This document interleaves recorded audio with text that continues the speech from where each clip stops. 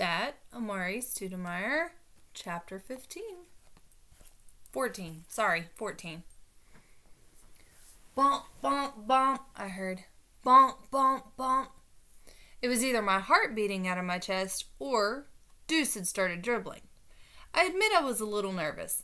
We had this one shot to win the game, but a turnover or a miss and the other team could win in a second. They were bigger and less beat up. We had this one chance and we definitely couldn't count on getting another one. So I got to work. Carlos was right up on me, and that was fine because that's exactly where I wanted him. Deuce doubled back and started dribbling toward us. The sound of the ball got louder as he got closer. Bump, bump, bump, went the ball on the blacktop. Deuce wasn't moving all that fast, and since he was moving side to side and not toward the basket, Ledge wasn't on him all that tight. It was like the whole game was in slow motion, but I knew all that was about to change. I took one last look around, just to make sure I knew exactly where I was on the court, and where everyone else was too. Our classmates were climbing the fence.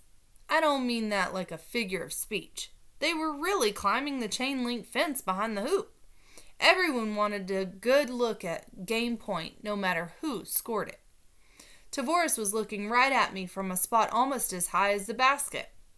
The wire of the fence made it look like he was wearing crazy lopsided glasses. I looked over at Mike in the post, with Yeti all over him like an avalanche. Deuce was getting closer now. The possibility of a pick and roll had probably already occurred to Carlos and Ledge. As part of a travel team, they must have practiced it all the time.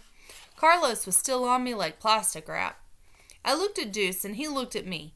I don't know if it was ESP or ESPN, but I saw it in his eyes. He was ready to go, and he was going to go fast. Deuce turned on the afterburners. Carlos and Ledge may have been ready for the pick and roll, but speed like that changes everything. They didn't have as much time as they thought they would, and that changed the space too. Deuce was almost even with me now. Ledge had been laying off him a little, and Carlos had been right up on me, and that put them on a collision course. I stood up straight and held my position as Deuce rocketed past me with the ball. "Watch it, man!" Carlos shouted as Ledge rushed to keep up. Their legs tangled up as Ledge tried to slip by on the outside. That was my cue. I rolled back away from Carlos. As he pushed his own teammate out of his way, I took off toward the basket. Deuce was in the clear, and he turned and fired a bounce pass my way. It was a good one, but Carlos had almost as much bounce as the ball did. By the time I got possession, he'd brushed past Ledge and was just a half step behind me. We raced toward the hoop.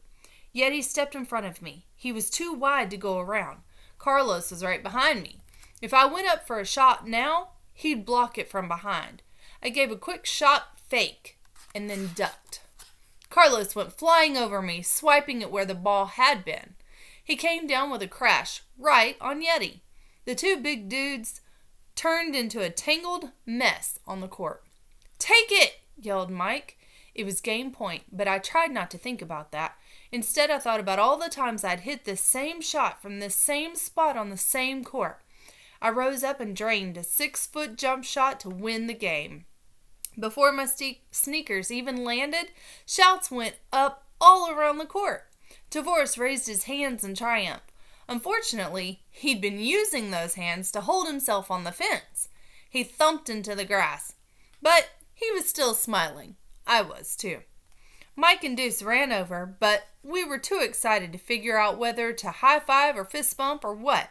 We just sort of smashed into each other and shouted, "Yeah!" "Nice shot," Junior said as he stepped out onto the court. "Way to go, cuz," Timmy shouted to Deuce. "Clutch shot, big man," he said to me. Mike grabbed his back and yelled, "Medic!"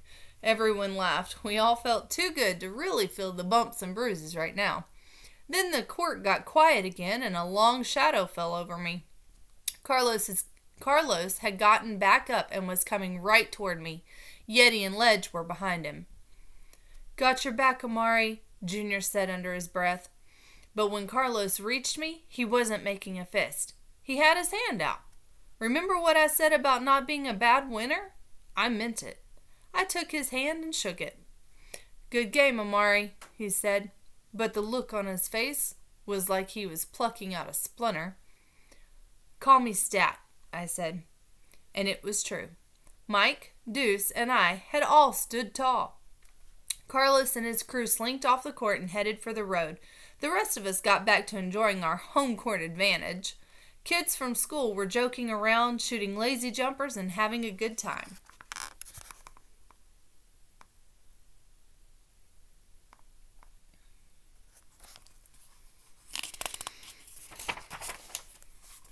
Mike was over in the corner showing Marcus and some of the other guys exactly how he'd fooled Yeti on that play.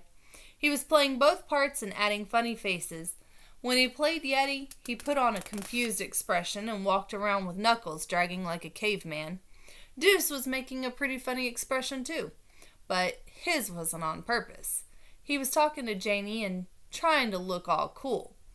I don't know what he was saying, but I saw him wave his hand a few times like, "Aw, it was nothing." It wasn't, though. It was something. This whole game was something. It took us a solid 10 minutes to realize the bullies had walked off with the good basketball.